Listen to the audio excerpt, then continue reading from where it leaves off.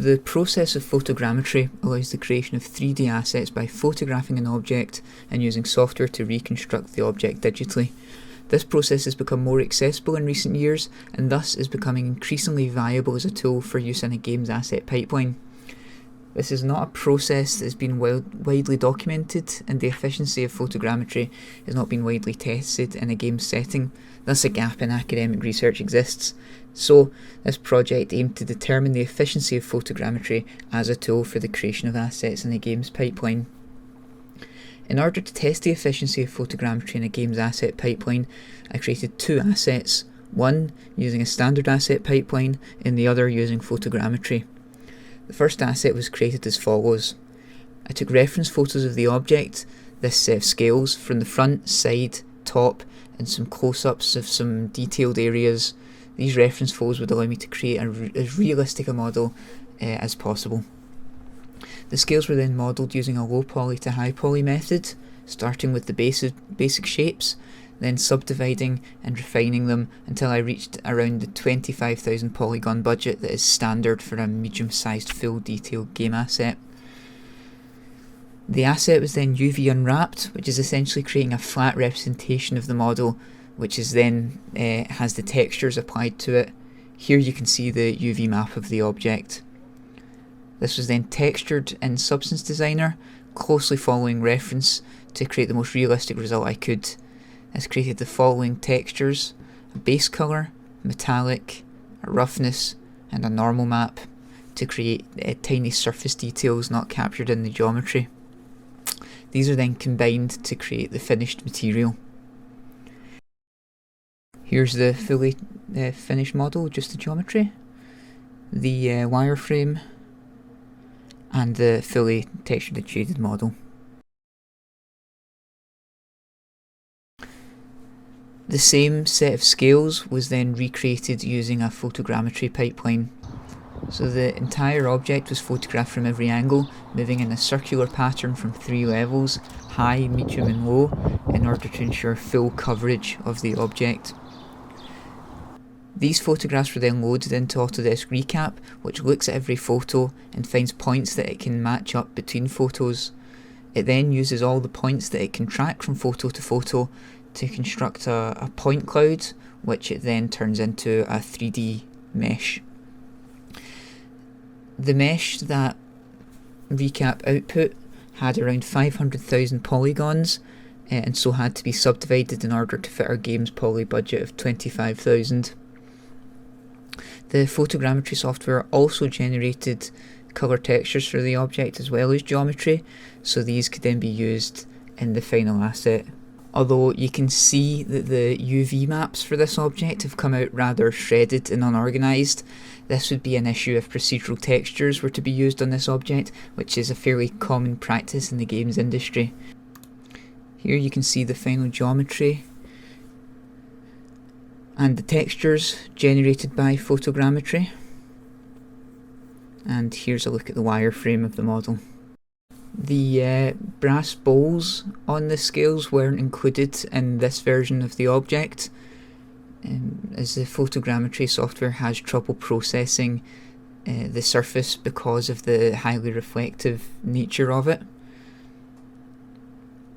So the first stage of evaluation was to compare the time taken to complete each version of the scales.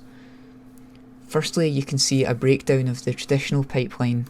So pre-production, capturing the reference photos of my scales, took 15 minutes. Modelling the low poly version took around 2.5 hours. Then turning this into the high poly version through subdivision took a further 2 hours. UV unwrapping the object was an hour. Texturing took 40 minutes, and then implementing it back into the real-time renderer took 15 minutes. And here we can see the photogrammetry pipeline. Pre-production, capturing all the images, took around an hour. The model actually had to process overnight, so it could have taken anywhere between 10 and 16 hours, so we're taking 10 hours as the low estimate. Model cleanup took around 20 minutes, and implementation back into the renderer around 15 minutes. It should be noted, however, that the processing was completed overnight and was not sort of being actively worked on the entire time. In order to compare the pipelines, we will take the processing stage of the photogrammetry pipeline as the high poly stage, and the cleanup stage is the low poly and texturing stage. As you can see, even when taking the shortest possible processing time for the model, the photogrammetry pipeline took almost twice as long as the standard pipeline, although processing happened without any active input from the artist, so the full 10 hours was not actively spent working on the model.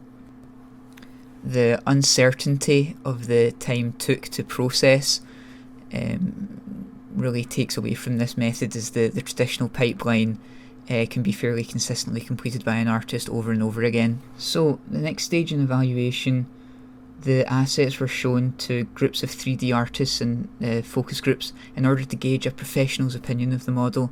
This expert opinion on the models will give a good approximation of their quality. The traditional model was shown to 3D artists, and they were asked to rate aspects of the model from 1, very poor, to 5, very good. So artists rated the overall quality of the traditional model around 4 out of 5, 5 out of 5. They rated the textures of the model mostly 4 out of 5. They rated the overall form, the geometry, 5 out of 5, and the topology, or the edge flow, 4 or 5 out of 5. A few standout comments about this model were it looks pretty close, nice clean wireframe, and looks very high quality, texture is very good. The artists were then shown the photogrammetry model and rated it as follows. The overall quality of this model as a game asset was rated a 2 by most artists. The textures of the model were consistently rated a 3 by the artists. The geometry of the model was rated a 2 or a 3, and the topology was rated a 1 or a 2 by most of the artists. Some of the comments that sum up the general opinion of this model were: the model is jagged and kinda lumpy, cleanup would take so long you may as well model it from scratch, the separation between the parts is poor. I'll now talk about my conclusions that I've drawn from these results. The timeline comparison showed that the photogrammetry pipeline took almost twice as long to result in a model as a traditional pipeline. This pipeline could also have easily have been 6 hours longer, depending on how long processing actually took overnight. This is just pales in comparison to the traditional pipeline, which can be completed within a consistent timescale by a 3D artist. The artists in the focus group overwhelmingly rated the traditional model higher than the photogrammetry model across the board. The presentation only showed the most successful photogrammetry model, which was the result of 6 or 7 attempts, all taking around the same time to complete.